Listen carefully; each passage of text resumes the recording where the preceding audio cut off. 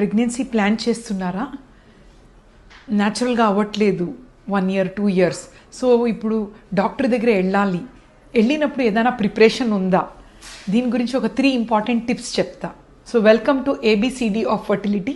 చాలా ఈజీగా బేసిక్గా ఎక్స్ప్లెయిన్ చేస్తాను.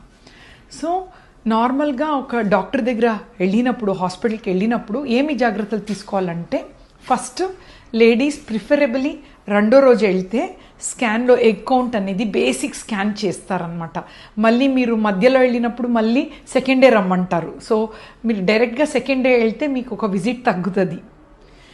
సెకండ్ ఏంటి అంటే, హస్బెండ్స్ కూడా వెళ్ళేటప్పుడు స్పర్మ్ అనాలిసిస్ చేసుకోవడానికి యూజువలీ 3 days గ్యాప్తో వెళ్ళాలి అని చెప్తాం.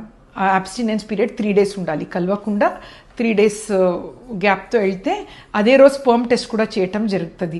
ఎక్కువ కూడా గ్యాప్ ఉండకూడదు. మోర్ దెన్ 7 days ఉంటే పస్ సెల్స్ అన్నీ వస్తుంది స్పర్మ్లో. అది సెకండ్ టిప్. థర్డ్ టిప్ ఏంటి అంటే, వెళ్ళిన తర్వాత యూజువల్గా basic scan and sperm test జరుగుతుంది.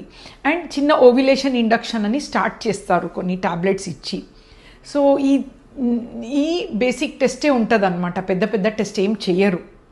End of the day baby అంటే ఏంటి, 50% genes is males and 50% ladies. So scan and sperm analysis important అనమాట. Thank you.